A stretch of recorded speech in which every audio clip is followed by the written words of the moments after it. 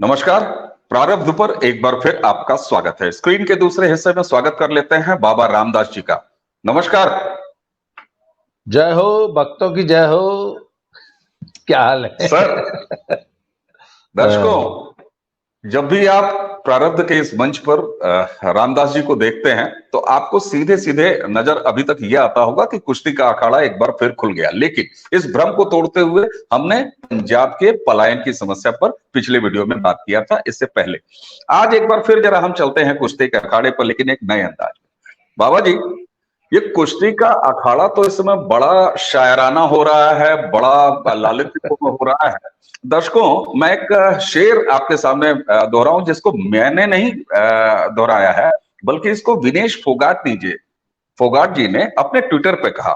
मुनव्वर राणा साहब का शेर है बाबा जी। उन्होंने कहा कि एक आंसू भी हुकूमत के लिए खतरा है, एक आंसू भी हुकूमत के लिए खतरा है, और तुमने देखा नहीं आंखों का समंदर। अब इस शेर की तासीर एक तरह से धमकी भरी तासीर है कि ये आंसू जब समंदर हो जाएंगे तो समंदर तुम्हें बहा ले जाएगा। बहरहाल, इससे पहले भी विनेश फोगाट ने सब आ जाओ, ट्रैक्टर लेके आ जाओ, ये बजरंग पुनिया कह चुके हैं, खाप आ जाओ, सड़कें जाम कर दो। लेकिन 15 तारीख को चार्जशीट दाखिल होने के बाद बाबा जी, अचानक विनेश जी कविता की शरण में जाती है और उन्होंने जो मार्मिक कविता शेयर की है ट्विटर पे। ये उत्तर प्रदेश के रहने वाले पुष्पमित्र उपाध्याय एक युवा कवि हैं। उनकी कविता एक उन्होंने शेयर की कि सुनो द्रौपदी शस्त्र उठा लो, गोविंद अब ना आएंगे, छोड़ो मेहंदी खड़ग संभालो, खुद ही अपना चीर बचा लो। सर, ये बताइए, 15 तारीख को जैसा कि खेल मंत्री के साथ उनकी बात हो गई थी, एफआईआर के मुताबिक जो चार्जशीट थी वो दाखिल हो गई, दोनों केस में दाखिल हो गई। एक में 4 जून की तारीख मिली है पॉक्सो वाले में, और दूसरे में जो है वो 22 तारीख की तारीख मिली है। सर, ये अचानक कविता शेर, ये अंदाज कहां से आ गया सर?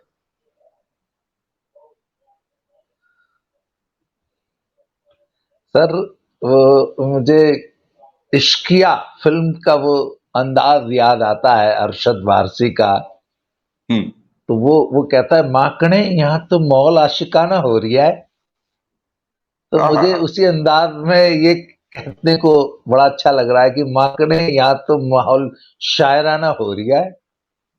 और एक बात बताऊं सर, पहलवान जब शेर शायरी पे उतर आए ना, तो माकड़े माहौल जो है ना खतरनाक हो रही है अब। तो अब जब अखाड़े में मुशायरे, कवि सम्मेलन होने लग जाएं जी, तो इसका मतलब अब पहलवान जी लोग कविता की टांग तोड़ देंगे। तो अब अब कविता मुझे खतरे में लग रही सर।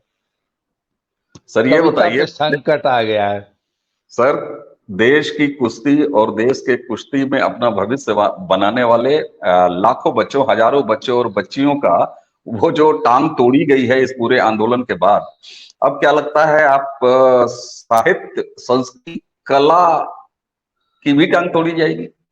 ये जा कहाँ रहे हैं पहलवान सर? अखाड़े से उतरे, सड़क पे आए, सड़क से उतरे, खाप तक पहुंचे, खाप से गंगा किनारे, और गंगा किनारे के बाद अब माहौल शायराना।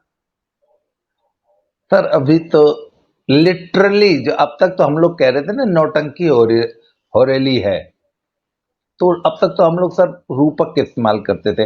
अब ये सचमुच नौटंकी करेंगे सर मंचों से। और वो जो इतने दिन जो रोने का नाटक करती थी ना, जंतर मंतर पे आपको याद है, रोने का, आंसू बहाने का नाटक किया करते थे। तो सर ये नाटक बहुत दिन हम लोगों ने देख लिया। ये कुछ दिन अब ये शेरो शायरी भी देख लेंगे हम। पर सर पब्लिक इतनी बेवकूफ है नहीं जितनी पहलवान समझ रहा है। और ये जो कह रही है ना कि सुनो द्रौपदी, है खड्ग उठा लो, शस्त्र उठा लो, गोविंद अब ना आएंगे। ओ जी, गोविंद को भी पता है कि कोई द्रौपदी के चीर नहीं खींच रहा, द्रौपदी खुद ही टी शर्ट उठा रही है। इसलिए गोविंद अपनी बेइज्जती कराने नहीं आएंगे, क्योंकि गोविंद को पता है कि यहां तो खुद ही टी शर्ट उठाई जा रही है। मैंने लिटरली ऐसे वीडियोस देखी हैं जहां पे औरतों ने थाने के सामने, आपने भी देखी होगी, एक परिवार था, वो उसका कोई लिटिगेशन था या कोई विवाद था, तो उसमें जबरदस्ती थाने के सामने पूरे परिवार ने जो है कपड़े उतार दिए थे और पूरी निर्वस्त्र हो गई थी। आपने वो वीडियो पूरे समाज ने देखी है। परिवार के साथ ऐसा ही एक वीडियो पाकिस्तान से आया था एक बार, कि वो एक मार्केट में, जो वो सड़क पे जो महिलाएं नहीं घूमती, कुछ भीख मांगती हैं और हथलापाक होती हैं, चाहे जहां से कुछ चुरा लेंगी, दुकान में 5-7 इकट्ठे घुस जाएंगी और 2-4 जो है ध्यान बटाएंगी, 2-4 चोरी कर लेंगी। अब उनकी तलाशी, और एकदम बेशर्म किस्म की होती हैं वो। तो वो एक पाकिस्तान से एक वीडियो आया था कि उन्होंने जबरदस्ती जो है वो 5-6 थी और पूरी की पूरी नग्न हो गई थी मार्केट में जी। तो सर बात यह है ना कि औरत जो है ना वो लज्जा हया की प्रतिमूर्ति होती है, और जब तक पूरे कपड़ों में रहती है तभी तक, है ना, वो नारी का जो स्वरूप है ना, वो तभी तक है जो वो अपनी हया, अपनी लज्जा के पर्दे में रहे। तो जिस दिन वो पर्दा उतर जाता है ना, जिस दिन वो पर्दा उतर जाता है, फिर तो सब वो विभत्स रूप नारी का सामने आता है, जिसको आप शब्दों में बयान नहीं कर सकते। तो सर ये अब उस स्तर पे जा रही हैं, क्योंकि ये अपने पॉलिटिकल वेस्टेड इंटरेस्ट के लिए इन्होंने जो हथियार चुने ना सर, वो थर्ड जेंडर से लड़ना पता है क्यों मुश्किल होता है? मैं और आप लड़ नहीं सकते, क्योंकि जैसे ही वो लड़ाई शुरू होती है, वो तुरंत अपने कपड़े उतार देता है। आपने तो देखा होगा समाज में, वो तुरंत अपना लहंगा उठा देते हैं। तो जैसे ही शरीफ आदमी के सामने लहंगा उठता है तो उसकी आंखें बंद हो जाती है ना, वो बेचारा वो एकदम हेल्पलेस हो जाता है। निश्चित तो सर जब औरत कपड़े उतारने पे आ जाए ना सर, जी, तब उससे नहीं लड़ सकते आप। अच्छा सर, और एक चीज, अगर एक बार कपड़े उतर गए तो फिर कुछ बचता नहीं, फिर तो खत्म हो जाता है ना सब कुछ। बिल्कुल, बात आपकी बिल्कुल सही है। हम आपके शब्दों के पीछे आपकी जो भावना है, जो आप कहना चाह रहे हैं, वो मुझ तक तो पहुंच ही रही है, दर्शकों तक भी पहुंच रही हो, निश्चित रूप से रही है। आपकी बातें जो है थोड़े से अलग रूपक के अंदाज में जरूर होती हैं, लेकिन वो बातें ऐसी होती हैं कि जिनको आप नकार नहीं सकते और पूरे भाव के साथ 100% डिलीवर होता है सर। अच्छा, अब जरा सा ये देखा जाए कि आपकी पहली डिमांड थी, ऐलान था, फतवा था कि 15 तारीख लास्ट डेट दे दिया है, 15 तारीख को चार्जशीट दाखिल हो जाएगी, ठीक हो गई। आपने ये कहा था कि 15 तारीख गिरफ्तारी हो जाए। अरे भाई साहब, जब एक केस में कोई सबूत मिला नहीं, चार्जशीट में ये सीधे सीधे बात आ गई और उसी में एक गिरफ्तारी बिल्कुल जरूरी थी। हाँ, 6 और पहलवानों की जो दूसरी एफआईआर थी, उसमें जो एक धारा लगी हुई है, उसमें 354A, उसमें तुरंत गिरफ्तारी की भी कोई बात नहीं है। उसमें यह है कि अगर पुलिस को लगे तो वो गिरफ्तार कर सकती है। अब आप ब्रजभूषण गिरफ्तार नहीं हुए, इसको लेके आप कविता, कहानियां, और अब यात्रा सिर्फ वहीं तक नहीं रुकी है। आपने कहा ना कि अब तो ये शेर और साहित्य का भी टांग तोड़ेंगे, तो मुझे तो लगता है कि ये रागड़ी के मंचों पर भी जाएंगे उधर, और इधर जो है नौटंकी के मंचों पर भी आएंगे। और कहीं ऐसा ना हो सर कि बहरे तबील बजना शुरू हो जाए कि खबरदार जल्लाद रुक जाइए और फांसी मोहन को होनी नहीं चाहिए। अरे साहब, ऐसे थोड़ी ना कुछ होता है। मामला कोर्ट में है, तारीखें पड़ चुकी हैं, 4 तारीख, 22 तारीख, इंतजार कीजिए। आप फिर अचानक ये शेरो शायरी क्या है। लेकिन इस बीच एक महत्वपूर्ण डेवलपमेंट हुआ है, दर्शक भी इस बात को लेकर लगातार फॉलो कर रहे हैं कि इसमें जो कुछ हो रहा है वो आपके माध्यम से प्रारंभ के इस मंच पर पता चले। इस बीच में सर एक बड़ी ट्विटर पे वार छिड़ी हुई है और ट्विटर पे आरोप प्रत्यारोप का दौर चल रहा है। एक वीडियो आया है साक्षी मलिक और उनके पतिदेव जो हैं सत्यव्रत काव्यांजी का। उसमें उन्होंने कहा है कि साहब, ये धरना जो हुआ, हम लोग जंतर मंतर पर बैठे, उसकी परमिशन तो भारतीय जनता पार्टी के नेता तीरथ राणा और बबीता फोगाट ने लिया। फिर बदनाम इसमें कांग्रेस को किया जा रहा है, और क्यों किया जा रहा है। फिर वो साथ में गुणगान कर रहे हैं उन्हीं खाप पंचायतों की और खाप नेताओं की, जिनको बजरंग पूनिया ने जिनके मंच पर जाके कुरुक्षेत्र में थूक आए थे और ये कहे आए थे आप हमारे बारे में कोई फैसला मत करना। सर ये बताइए, ये सारे धरना वाले पहलवान अचानक कांग्रेस के स्पोक्समैन की तरह बात क्यों कर रहे हैं? सर ये इनफैक्ट ये कांग्रेस और खाप और किसान यूनियंस, किसान लीडर्स का ये प्रेशर है इनके ऊपर, और ये बयान तो इनसे दिलवाया गया है। सर देखिए, मैंने बताया ना कि they are not seasoned politicians. हमारे ये तीनों पहलवान जो थे ना, ये पॉलिटिशियंस तो है नहीं, और ये पॉलिटिक्स की इंट्रिकेसीज को, उनके जो उस पॉलिटिक्स के जो नुआंसेस होते हैं ना, जो बारीकियां होती हैं जी। उसको समझते तो है नहीं। और उन्होंने उस वीडियो में खुद स्वीकार किया, ना तो हमारा कोई सोशल लाइफ है, ना हमारी कोई पॉलिटिकल लाइफ है, हम तो सीधे साधे लोग हैं, हमको तो अखाड़े में डंड मारना आता, उसके अलावा कुछ आता नहीं। खुदा दिया गया इनको पॉलिटिक्स के मंच पे, पॉलिटिक्स के अखाड़े में। तो सर पॉलिटिक्स के अखाड़े में जो दिखाई देता है वो असल में होता नहीं है, और जो होता है वो दिखाई नहीं देता। ठीक बात। तो आखिर कांग्रेस को क्या जरूरत पड़ी कि साक्षी और सत्यव्रत से ये बयान दिलवाना पड़ा? सर क्योंकि जमीन पे कांग्रेस को डैमेज होता हुआ दिखाई दे रहा है। इस मैं पहले दिन से कह रहा हूं कि इस पूरे प्रकरण ने कांग्रेस की और खापों की बहुत किरकिरी कराई है समाज में। देखिए, अगर ब्रजभूषण सिंह की गिरफ्तारी हो गई होती, चाहे 1 घंटे के लिए भी अगर हो जाती, तो इनको ना एक फेस सेविंग, एक थोड़ा सा रिप्राइव मिल जाता कि चलो यार गिरफ्तार हमने फलनवा को करा दिया ना।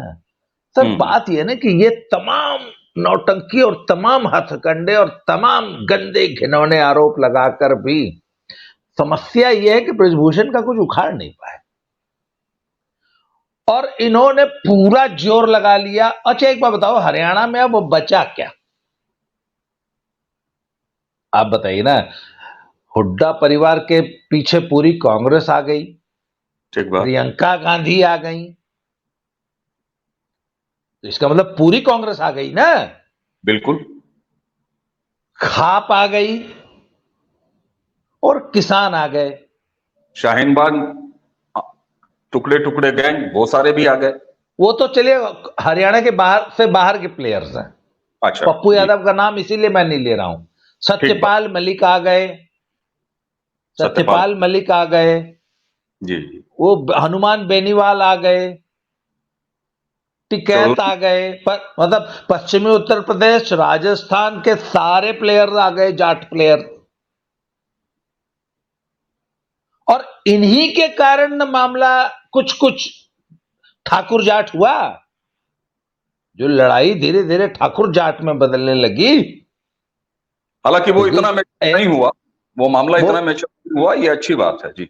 हाँ अच्छी बात है, पर एक बात बताइए ना, जब आप पूरी की पूरी जाट पॉलिटिकल फोर्सेस कुदा देंगे, सोशल एंड पॉलिटिकल फोर्सेस, तो मामला ठाकुर जाट क्यों नहीं होगा? बात सही। आपने मामले को जाट अस्मिता का प्रश्न बनाने की कोशिश की कि नहीं की? बिल्कुल की। ये मारी बेटियां क्या होती? मारी मार बेटी, अरे भैया वो समाज की बेटी है, देश की बेटी है। बेटियां बांटी नहीं जाती हैं, वो आपकी नहीं हमारी बेटियां हैं। बिल्कुल। उन 1000 बेटियों पर लांछन लगा, वो आपकी बेटियां नहीं थी, हमारी बेटियों पर लांछन लगा। हम तो डे 1 से कह रहे हैं जाए अपनी घटिया नीच गलीज राजनीति के लिए बेटियों को मोहरा मत बनाओ। तो सब बात यह ना कि ये कुछ उखाड़ नहीं पाए।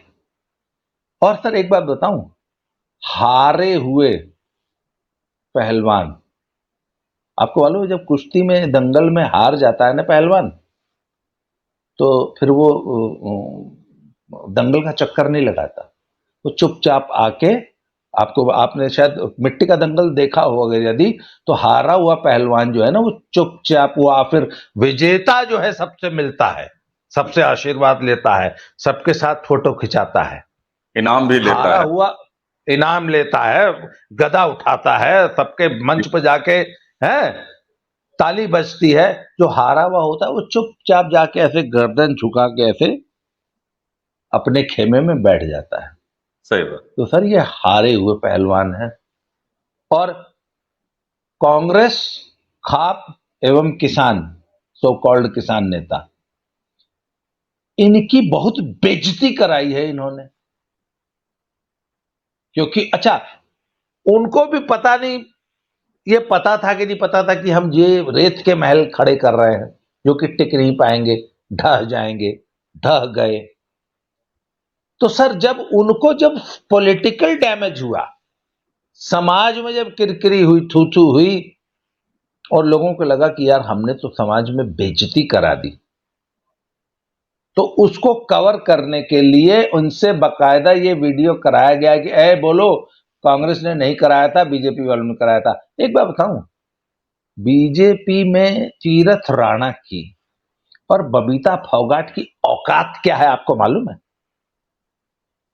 हरियाणा बीजेपी में बबीता फोगाट की क्या औकात है? एक तरफ तो इन्वॉल्व हो रहे हैं दीपेंद्र हुड्डा और भूपेंद्र हुड्डा, प्रियंका गांधी। क्यों भाई, एक तरफ तो प्रियंका गांधी आ रही है ना मंच पे, शीर्ष नेतृत्व एक तरह से कहिए, गांधी परिवार का एक सदस्य कांग्रेस का मालिक है, कांग्रेस के मालिकान आला कमान सामने आ गए। और तीरथ राणा की बीजेपी में क्या औकात है आपको मालूम है? आई थिंक ब्लॉक या तहसील लेवल का भी नेता नहीं होगा, कभी शायद किसी का प्रदेश अध्यक्ष रहा है, सॉरी जिला अध्यक्ष रहा है किसी का, शायद अब किसका है मुझे नहीं मालूम जी। जैसे हमारे यहाँ वो युवा नेता के पिछलग्गू नहीं घूमते हैं, उस लेवल का नेता है यार बीजेपी का वो।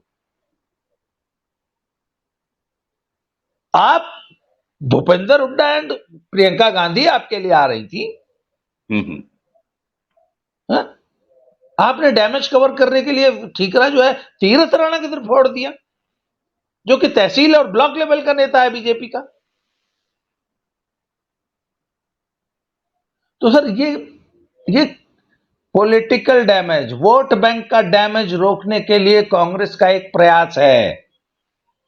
बिल्कुल सर। और यहां आपने दो बातें जो कही ना, उसको अगर दर्शकों को याद दिलाऊं तो हमने जब इस मंच पर आपके साथ पहला वीडियो किया था, और उसी वीडियो से हमारा ये स्टैंड रहा इस पूरे मुद्दे पे कि वो किसी एक क्षेत्र की, किसी एक जात की, किसी एक परिवार की बेटियों की बात नहीं। अगर आप कहते हैं तो वो पूरे समाज की बेटियां हैं, और हमने भी अपनी चर्चा में और आपने भी ओन किया है इस पूरे प्रकरण को। लेकिन इसी के साथ दूसरी चीज ये सर कि जब शुरुआत में इन्होंने आपने अपने पहले वीडियो में ये बताया था कि ये पूरा आंदोलन भले बैक्ड बाई हुड्डा परिवार, कांग्रेस हरियाणा और खाप का था, लेकिन इन लोगों ने जिस तरीके से इसको प्रोपेगेंडा के तौर पर चलाया, जो पूरी जाट बिरादरी थी, जो क्षेत्र था, वहां लोगों को पता था कि ये फर्जी आरोप है पहले दिन से। और आपने, मैं दर्शकों को कहूंगा पिछले वीडियो जाके देखें, आपने साफ तौर पर यह कहा था कि बहुत भीषण नाराजगी है जमीन पर इन लोगों के खिलाफ कि इन्होंने हमारी बेटियों को बदनाम कर दिया। वो साफ साबित होता हुआ दिखाई दे रहा है जो आपने कहा था, जिस हिसाब से ये डैमेज कंट्रोल पे आए हैं। अच्छा, इन्होंने एक डैमेज और कर दिया अपने इस बयान से। इन्होंने बोल दिया कि साहब 28 मई वाली कॉल, संसद के सामने महिला सम्मान महान पंचायत करने की कॉल हमारी थी ही नहीं। वो कहते हैं हमें तो यह पता ही नहीं था कि 28 तारीख को नई संसद का उद्घाटन होना है। इसका मतलब आप इतना बड़ा आंदोलन कर रहे थे और आपने अपने आंदोलन की बागडोर, अपने आंदोलन की लगाम, अपने आंदोलन का स्टीयरिंग और ब्रेक खाप वालों को दे दी थी। क्यों भाई? आपने तो कहा था कि सिर्फ बेटियों को न्याय दिलाने के लिए हम आंदोलन कर रहे हैं, हमारा एकमात्र उद्देश्य ब्रजभूषण सिंह को जेल पहुंचाना है, बेटियों को। तो बेटियों को न्याय दिलाने में और ब्रजभूषण सिंह को जेल पहुंचाने में खाप कहां से आ गई बीच में? और दूसरी बात है, आंदोलन आपका था तो स्टीयरिंग तो ब्रेक तो आपके हाथ में होनी चाहिए। तो आपने आखिर ये बयान दिया क्यों था कि जो भी निर्णय लेंगे हमारे बड़े बुजुर्ग लेंगे, हमारे खाप के नेता लेंगे? ये बयान देके आपने जबरदस्ती खाप नेताओं के हाथ में स्टीयरिंग पकड़ाया था, उनको जबरदस्ती ड्राइविंग सीट में बैठाया गया। बिल्कुल। आपको याद है जब वो फोल्डिंग पलंग वाला इंसिडेंट हुआ था, वो कौन भारती है, जब वो हाँ फोल्डिंग पलंग रात को लेके आया था और पुलिस से थोड़ी सी जो है कहा सुनी हुई थी, जी जी तो उसमें एक इनका एक सिपह सालार था वहां पे, मनदीप मनदीप करके है, वो पता नहीं कौन सा फिजियोथेरेपिस्ट है, क्या है वो, नेचुरोपैथिस्ट है। 25 लाख वो ट्रैक्टर चिल्ला, हाय 4 लाख ट्रैक्टर लेके रातों रात घेर लो। सर बात ये ना कि वो ये पहलवानों से नहीं कह सकता था, हे सारे पहलवान अगल बगल में ही तो बैठे हो, जंतर मंतर से मात्र 5-10 किलोमीटर की दूरी पे तो है छत्रसाल अखाड़ा, कम से सही कम 25 ठो अखाड़े हैं दिल्ली में। तो उसने एक बार भी ये नहीं कहा कि पहलवानों आगे जंतर मंतर घेर लो। वो रात को 12-1 बजे बोला कि ट्रैक्टर वालों आ जाओ, तो उनको मालूम था पहलवान नहीं आएंगे। द्रौपदी कौरवों की सभा में बोली थी, हे गोविंद राखो शरण। नहीं वैसे ये शायद प्रकरण कही है, हे गोविंद राखो शरण, वो शायद वो हाथी को जब मगरमच्छ खींचने लगता है शायद उसका। आखिर चलिए जी। तो द्रौपदी द्रौपदी जब बड़ी करुण आवाज में पुकारी है कि हे सखा गोविंद कहाँ हो, लाज बचाओ, तो इन्होंने पहलवानों को नहीं आवाज लगाई उस रात, उन्होंने बोला हे 4 लाख ट्रैक्टर कहाँ हो, दिल्ली घेर लो। तो सर इनफैक्ट इन्होंने खाप को बेवकूफ बनाया, बिल्कुल वो कि साफ खाप हमारे लिए लड़े, कि जो भी निर्णय लेंगे खाप वाले लेंगे। और अब बोल रहे हैं कि हमारा तो निर्णय नहीं था जी, खाप वालों ने हमको फंसा दिया 28 मई को, हमको तो पता ही नहीं था कि उस दिन जो है नई संसद भवन का उद्घाटन है। ठीक बात है, बिल्कुल सही बात। इसका इसका मतलब आपका कोई सलाहकार था ही नहीं। इन्होंने एक सलाहकार समिति बनाई थी, अशोक ढाका के अखाड़े में मीटिंग्स किया करते थे, 10-20-25 पहलवान, खलीफे, कोचेज, उस्ताद इनके सलाहकार हुआ करते थे। रणवीर ढाका एंड अशोक गर्ग एंड ज्ञान सहरावत जैसे पुराने सीनियर कोचेज जो हैं, जी इनके मार्गदर्शक मंडल में थे। वो सब क्या घास आलू छील रहे थे? बिल्कुल सही बात है। उनको नहीं पता था, इनको भी नहीं पता था। उसी के साथ सर जब जब इनके लिए कोई हाँ बात की थी कि कोर्ट में क्या होगा, ऐसे क्या होगा, तो ये बयान इनके आते थे कि हम अपनी लीगल टीम से बात करके बताएं। आपके पास मुकदमे के बारे में कुछ बोलने के लिए लीगल टीम है, आपके पास परामर्श देने के लिए इतनी बड़ी समिति है, और आपको यह हवा ही नहीं थी कि किसने कॉल दे दी 28 तारीख को संसद की तरफ। आपने सर चर्चा में जो हमने शुरुआती चर्चा की थी उसमें ही आपने ये कंक्लूजन दे दिया था कि दरअसल हुड्डा परिवार को ये लग गया। सबसे पहले आपने बैकआउट करने की अगर बात की थी तो आपने हुड्डा परिवार के बारे में कही थी। आपने कहा था कि उनको लग गया कि ये जमीन में हमको बैकफायर कर गया मामला, इसलिए बूमरैंग हो गया। पीछे से सबसे पहले हुड्डा परिवार ने हाथ खींचा। और अब जिस तरीके से दूसरी बात आपने कही थी कि जमीन पर इतना समाज में गुस्सा है इनके प्रति, तो ये साफ तौर पर दिखाई दे रहा है कि जैसे यू टर्न लेके और पूरा का पूरा मामला एक ब्लॉक स्तर के नेता और बबीता फोगाट जैसी एक छोटी नेता जो हरियाणा कांग्रेस भारतीय जनता पार्टी की है उसके ऊपर डाल रहे हैं। अच्छा सर, अब आप ये बताइए, मामला है कोर्ट में, चार्जशीट दाखिल हो गई, 15 तारीख बीत गई, 22 तारीख और 4 जून ये दोनों 4 जुलाई आने वाला है ना? तो आखिर अब इनका ना कोर्ट में कोई रुचि दिख रही है, ना मुकदमे में कोई रुचि दिख रही है। ब्रजभूषण सिंह शरण सिंह की गिरफ्तारी का कोई आधार नहीं था तो इसलिए वो गिरफ्तार नहीं हुए।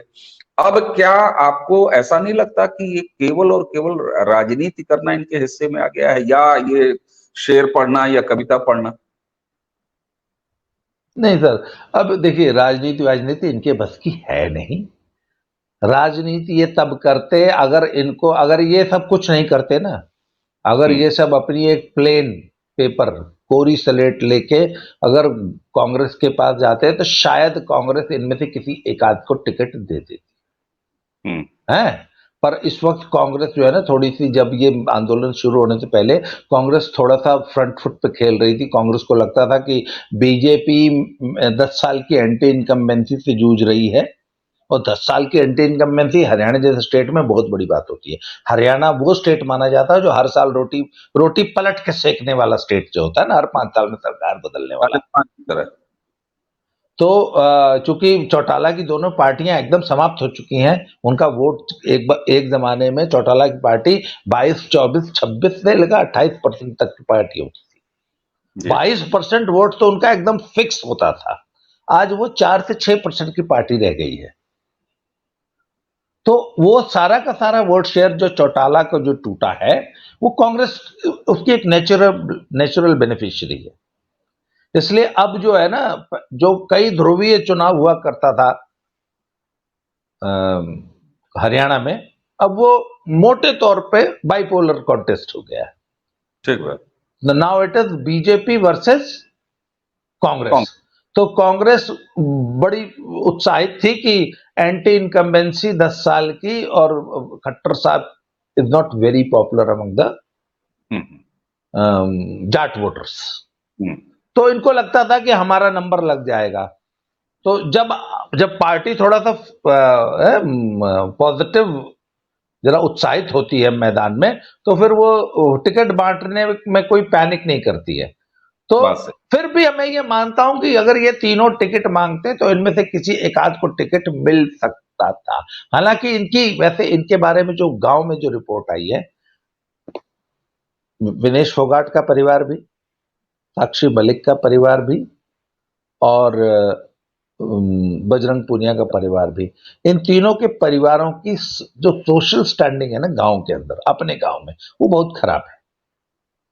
मतलब they have been like outcast in the society है। और सिर्फ एक मेडलिस्ट की पॉपुलैरिटी के बल पे चुनाव नहीं जीते जाते ना, बात सही है ना। बिल्कुल सही। उसमें बहुत सारी इक्वेशंस देखी जाती हैं। बिल्कुल। तो सर अब इनकी देखिए, वो चौबे जी जो है ना, दुबे जी है, चौबे जी छब्बे बनने गए थे, दुबे बन के आ गए। सर अब ये तो बेचारे कहीं के नहीं रहे, हमारे पहलवान जी लोग। बिल्कुल सही बात। मुझे इन पे दया आ रही है। बिल्कुल सही बात है। और ऐसे में सर पहले, हालांकि अब ये शेर इनके ऊपर बिल्कुल फिट नहीं बैठता कि महफिल में जिस शख्स का कद सबसे बड़ा है, वो शख्स किसी और के कंधे पे खड़ा है। अब न वो शख्स बड़ा रह गया, और न उनके कंधे पर चढ़ने वाले इन पहलवानों का कद बड़ा रह गया। सर आपने इस पूरे मामले पे लगभग 2 दिन हमने इस पर चर्चा नहीं की प्रारब्ध के मंच पे, और आज एक बार फिर आप पहलवानों के इस अपडेट के साथ हमारे साथ चर्चा में जुड़े। इसके लिए आपको बहुत बहुत धन्यवाद। और दर्शकों, आज फिर बताइएगा हमें इस वीडियो के कमेंट में कि आपको इस विषय पर या इससे जुड़े किन विषयों पर आपको और चर्चा बाबा रामदास जी के साथ देखनी पसंद है। हम जरूर प्रयास करेंगे और आप सबके सामने इनसे आग्रह करेंगे कि जब जब हम इन्हें न्योता दें तो प्रेम पाती, न्योते की पाती हमारी स्वीकारी जाए। तो इसी के साथ एक बार फिर बाबा रामदास जी को देते हैं धन्यवाद, और आप सभी से नमस्कार। नमस्कार सर। नमस्कार सर, धन्यवाद।